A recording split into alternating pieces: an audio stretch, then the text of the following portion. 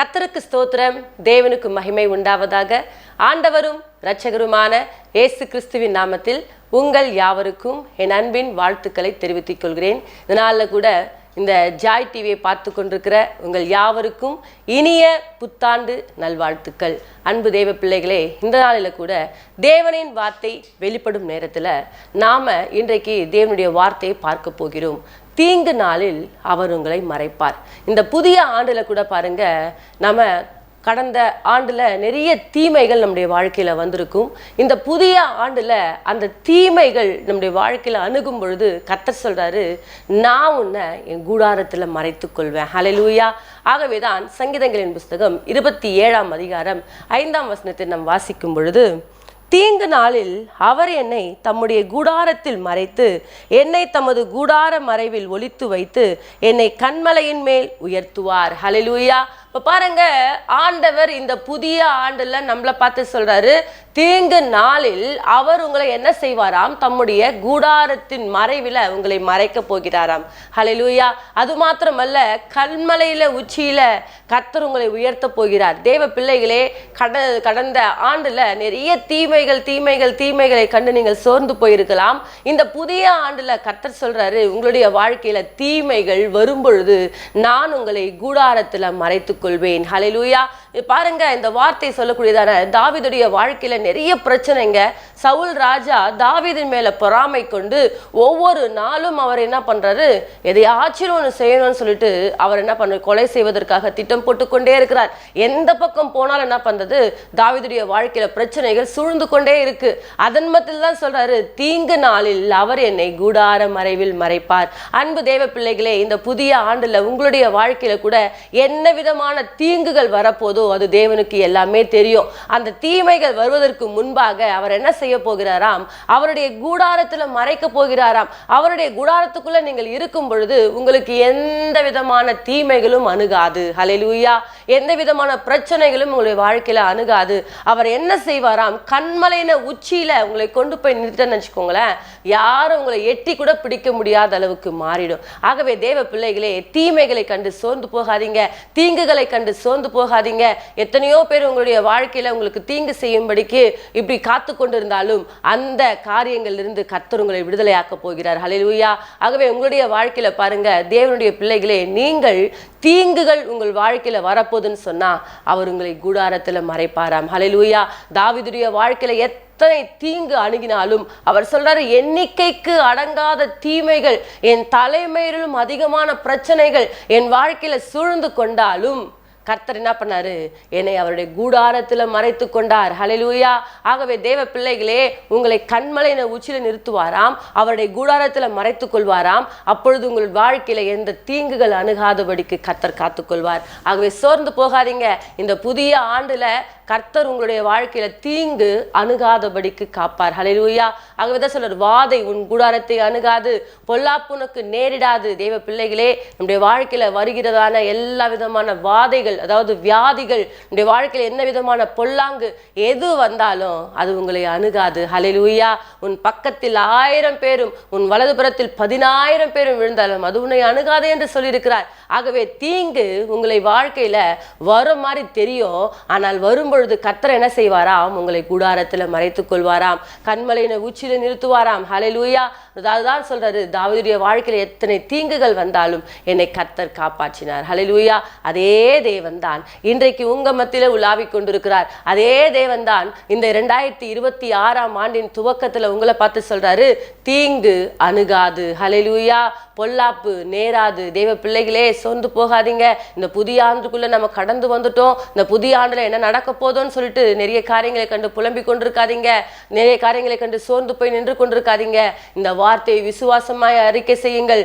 தீங்கு நாளில் அவர் என்னை தம்முடைய கூடாரத்தில் மறைத்து கொள்வார். ஹல்லேலூயா. அவர் என்னை என்ன பண்ணுவார்? கண்மலையில உச்சியில நிறுத்துவார் என்பதை நீங்கள் விசுவாசத்தோடு காத்து கொண்டிருங்கள். ஹல்லேலூயா. அன்றைக்கு பாருங்க, தானியேலுக்கு விரோதமாக என்ன பண்றாங்க? 4 பேர் எழும்பி, பிரதானிகள் எழும்பி அவருக்கு விரோதமாக செயல்படுறாங்க. அவரை எப்படியாச்சும் என்ன பண்ணோம்? கொன்னுடணும், அவர் என்ன பண்ணக்கூடாது, இங்க இருக்கக்கூடாது. பாருங்க, சிங்கங்களின் கெபியில கொண்டு போய் போடுறாங்க. அந்த சிங்கங்களின் கெபியில கொண்டு போய் போட்டாலும் கர்த்தர் பாருங்க அவருக்கு எந்த தீங்கும் அணுகாதபடிக்கு, ஹல்லேலூயா, அவருடைய பசியோடு இருக்கிற அந்த சிங்கத்தினுடைய வாய்களை கர்த்தர் கட்டி போட்டார். அன்பு தேவ பிள்ளைகளே, இன்றைக்கு உங்களுக்கு விரோதமாக நான் ஜெபிக்கிறேங்க, நான் தேவனுடைய வார்த்தையை கடைபிடித்து கொண்டிருக்கிறேங்க, நான் தேவனுக்கு பிரியமாய் வாழ்ந்து கொண்டிருக்கிறேங்க, ஆனாலும் என்னுடைய வாழ்க்கையில தீங்குகள் எந்த பக்கம் வேணாலும் வந்து கொண்டிருக்குதுன்னு சொல்லிட்டு புலம்பிக் கொண்டிருக்கிறீங்களா? புலம்பாதீங்க. இந்த 2026ஆம் ஆண்டுல உங்களுடைய வாழ்க்கையில ஜெபிக்கிற உங்களுடைய வாழ்க்கையில எந்த தீங்கும் அணுகாதபடிக்கு கர்த்தர் காத்துக்கொள்ள வல்லவராய் இருக்கிறார். ஹல்லேலூயா. பாருங்க, சிங்கங்களின் வாய்களை கட்டின தேவன் இன்றைக்கு உங்களுக்கு விரோதமாய் எழும்புகிற எல்லா விதமான தேவையில்லாத பொல்லாத ஆவியின் கிரியைகளை கர்த்தர் நிர்மூலமாக்க வல்லவராய் இருக்கிறார். ஹல்லேலூயா. தானியேலின் தேவன் அவர் உங்கள் மத்தியில உலாவிக் கொண்டிருக்கிறார். பாருங்க, தானியேலுடைய வாழ்க்கையில தீங்கு வர மாதிரி தான் இருந்துச்சு, தீங்கு வந்தது. ஆனால் பாருங்க, தீங்கு தானியேலை அணுகவில்லை. சிங்கங்களின் பக்கத்திலே தானியேல் உட்கார்ந்து கொண்டிருந்தாலும், சிங்கங்களின் அருகாமையில தானியேல் முழங்கால் படிட்டு கொண்டிருந்தாலும் சிங்கங்கள் அவரை சேதப்படுத்தாதபடிக்கு கர்த்தர் அதனுடைய வாய்களை என்ன பண்ணாரு, கட்டி போட்டார். ஹல்லேலூயா.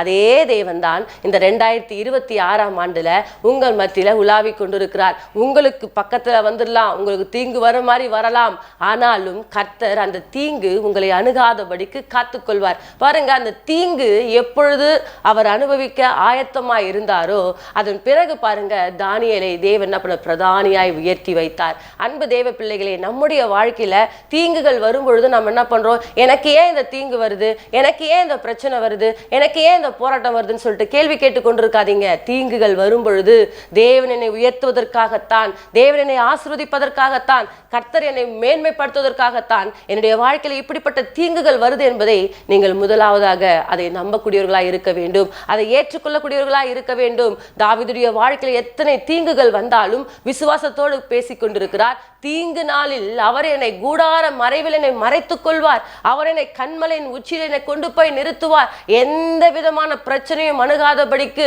யாரும் எட்டி பிடிக்க முடியாதபடிக்கு கர்த்தர் என்னை கொண்டு போய் மேல உயர்த்தி வைக்கிற ஒரு தேவன் என்பதை முதலாவது நீங்கள் விசுவாசிக்க வேண்டும். அன்பு தேவ பிள்ளைகளே, இந்த புதிய ஆண்டுக்குள்ள நீங்கள் அடியெடுத்து வைத்திருக்கிற உங்களுடைய வாழ்க்கையில கூட என்ன விதமான தீங்குகள் வந்தாலும் சோர்ந்து போகாதீங்க. அந்த தீங்கின் மத்தியில் தாங்க கர்த்தர் உங்க கூட இருப்பாரு. தானியேலுடைய வாழ்க்கையில தீங்குகள் வந்ததுதான், ஆனால் வந்த பொழுது தானியேல் அதை பொருட்படுத்தாதபடிக்கு தேவ சமூகத்துல 3 வேளையும் தவறாமல் ஜெபித்துக் கொண்டே இருந்தார். அந்த ஜெபமானது அவரை உச்சியில கொண்டு போய் நிறுத்தியது. ஹல்லேலூயா. அங்க எந்த இடத்துல அடிமைத்தனத்துல வாழ்ந்து கொண்டிருந்தாரோ அதே இடத்துல தேவன் பிரதானியாய் மாற்றி வைத்தார். ஹல்லேலூயா. அன்பு தேவ பிள்ளைகளே, உங்களுடைய வாழ்க்கையில இந்த புதிய ஆண்டுல தீங்குகள் ஒருவேளை வந்துச்சுன்னு சொன்னா தேவன் உங்களை என்ன பண்ணுவாராம், உச்சியில கொண்டு போய் நிறுத்துவார். கவலைப்படாதீங்க. தேவனை இன்னும் உறுதியாய் பற்றி கொள்ளுங்க. அவருடைய வார்த்தைகளை விசுவாசமாய் பிடித்துக் கொள்ளுங்க. தேவனுடைய வார்த்தை ஒருபோதும் பொய் சொல்லாது. அந்த வார்த்தை நிச்சயமாய் உங்கள் வாழ்க்கையில பலிக்கும். அவர் உங்க கூட இருப்பார். அவர் உங்களை ஒருபோதும் வெறுமையாய் விடுகிற தேவன் அல்ல. ஆகவே தேவ பிள்ளைகளே, தீங்குகள் வரும் பொழுது நீங்கள் அவரை உறுதியாய் பற்றி கொள்ளுங்கள். அவரை பற்றி கொள்ளும் பொழுது தேவன் உங்களை காப்பாற்ற வல்லவராய் இருக்கிறார். ஹல்லேலூயா. அன்றைக்கு பாருங்க, யோசேப்புடைய வாழ்க்கையில தீங்கு தாங்க. கூடவே இருந்த தன் சகோதரர்கள் தான் என்ன பண்றாங்க, குழியில கொண்டு போய் போட்டு எகிப்திற்கு விற்று போடுறாங்க. ஆனால் விற்று போட்ட இடத்துல பாருங்க, அந்த இடத்துல பொய் சொல்ல அவர் என்ன பண்றாங்க, சிறைச்சாலையில கொண்டு போய் போடுறாங்க. அந்த தீங்கின் மத்தியில யோசேப்பு தேவனை தேடி கொண்டிருக்கிறவராய் இருந்தார். ஹல்லேலூயா. யோசேப்போடு கூட கர்த்தர் இருந்தாராம். ஹல்லேலூயா. யோசேப்பு பாருங்க நாளுக்கு நாள் விருத்தி அடைந்து கொண்டிருந்தாராம். காரணம் என்ன? யோசேப்பு தேவனுடைய கூடாரத்துல அவர் ஒளித்து வைக்கப்பட்டிருந்தார். நீங்கள் கூட பாருங்க, தீங்கு நாள் வரும்பொழுது சோர்ந்து போகாதீங்க. தீங்குகள் வரும்பொழுது ஒரு தெய்வம் அவருடைய கூடாரத்துல உங்களை மறைத்து கொண்டிருக்கிறார். பாருங்க, யோசேப்புடைய வாழ்க்கையில தீங்கு வரும்பொழுது சொல்றாரு, உங்களுக்கு நான் என்ன பண்ணோம், உதவி செய்யணுன்றதுக்காகத்தான் தேவன் என்னை முன்கூட்டியே என்ன பண்ணிருக்காரு, ஜீவரட்சணை செய்யும்படிக்கு என்னை எகிப்துக்கு கொண்டு வந்திருக்கிறாருன்னு சொல்லிட்டு அண்ணங்காரங்களை பார்த்து சொல்றாரு. ஹல்லேலூயா.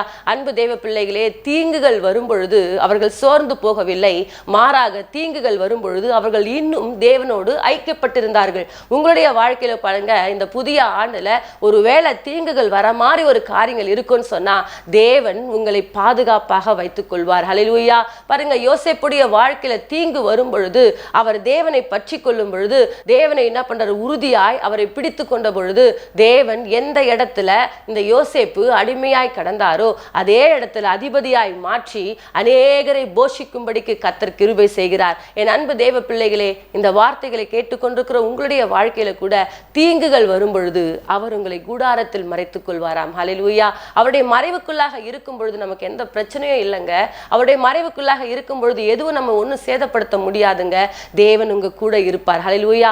அவர் உங்களை கண்மலையின் உச்சியில கொண்டு போய் நிறுத்துவார். யோசேப்புடைய வாழ்க்கையில அப்படிப்பட்ட தீங்கை அவர் தனக்கு அதை ஏற்றுக்கொண்ட பிறகுதான் பாருங்க தேவன் அவரை அதிபதியாய் மாற்றி கொண்டிருந்தார். ஹல்லேலூயா.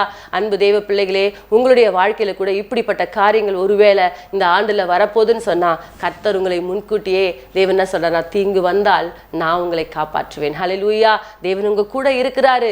தேவன் உங்களை ஒருபோதும் விட்டு விலகவே மாட்டாரு. அவர் சொல்றாரு, நான் உன்னை விட்டு விலகுவதும் இல்லை, உன்னை கைவிடுவதும் இல்லை. ஹல்லேலூயா. அப்ப பாருங்க, தேவன் நம்மை ஒருபோதும் கைவிடாதவர். அவர் எப்பொழுதும் நம்மை விட்டு விலகாதவர். அவர் நம்மோடு கூடத்தான் இருக்கிறார். அவர் நம்மை விட்டு ஒருபோதும் என்ன பண்ண மாட்டாரு, விலக மாட்டார். தேவ பிள்ளைகளே, இந்த புதிய ஆண்டுல உங்களுடைய வாழ்க்கையில நீங்கள் தீங்குகள் வரும் பொழுது அவருடைய குடாரத்துக்குள்ள கடந்து போயிடுங்க. ஹல்லேலூயா.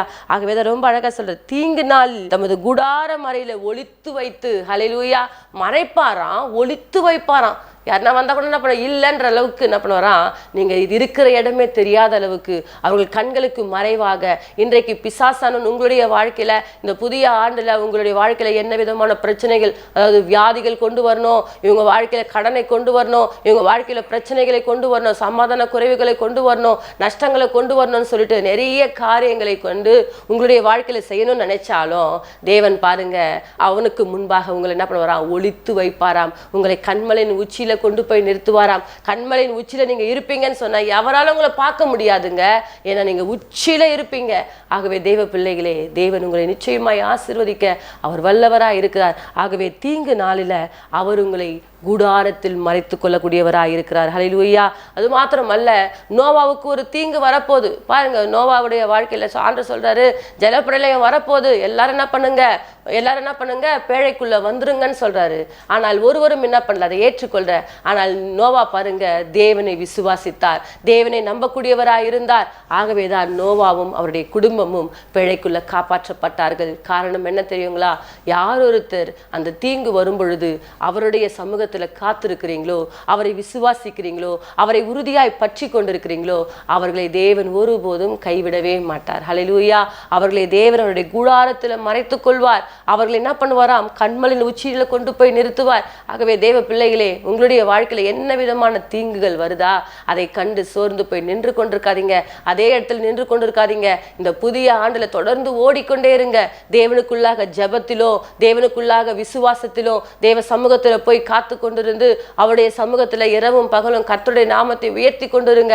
இந்த புதிய ஆண்டுல உங்களுடைய வாழ்க்கையில என்னென்ன ஆசீர்வாதங்களை தேவன் கட்டவிழ்க்க சித்தமா இருக்கிறாரோ அத்தனை ஆசீர்வாதங்களையும் கர்த்தர் உங்களை கொடுத்த ஆசீர்வதிக்க அவர் வல்லவராய் இருக்கிறார். ஆகவே தேவ பிள்ளைகளே, ஆண்டவர் சொல்றாரு, தீங்கு நாளில் நான் உன்னை குடார மறைவிலே மறைத்துக் கொள்வேன், உன்னை கண்மலையின் உச்சியில கொண்டு போய் உன்னை உயர்த்துவேன் என்று சொல்றாரு. ஆகவே உங்களை கண்மலையின் உச்சியில நிறுத்துவாராம், உங்களை தேவன் மறைத்துக் கொள்வாராம். எதை பற்றியும் கவலைப்படாதீங்க. கர்த்தருடைய சமூகத்துல இன்னும் அதிகமாய் அவருடைய சமூகத்துல ஓடி அவருடைய நாமத்தை உயர்த்தி கொண்டே இருங்கள். கர்த்தர் உங்களை ஆசீர்வதிப்பார். நம் யாவரும் இணைந்து ஜெபிப்போம். மகா இரக்கமும் கிருபை நிறைந்த எங்கள் அன்பின் தகப்பனே, இந்த நிகழ்ச்சியை யாரெல்லாம் பார்த்து கொண்டிருக்கிறாங்களோ எல்லா பிள்ளைகளுடைய வாழ்க்கையிலும் கர்த்தாவே என்ன விதமான தீங்குகள் வந்தாலும் அந்த தீங்கின் மத்தியில தேவனுடைய விசேஷித்த பாதுகாப்பு, விசேஷித்த கிருபை இந்த பிள்ளைகளோடு கூட இருக்கட்டும். அப்பா, கூடார மறைவில் மறைத்து வைப்பது மாத்திரமல்ல, ஒளித்து வைத்து கண்மலையில உச்சியில நிறுத்தி அவர்களை ஆசீர்வதிப்பீராக. தேவனுடைய விலையேற பெற்ற கரம் கூட இருக்கட்டும். இயேசுவின் மூலமாய் ஜெபிக்கிறோம் நல்ல பிதாவே, ஆமென். கர்த்தர் தாமே உங்களை ஆசீர்வதிப்பாராக. God bless you.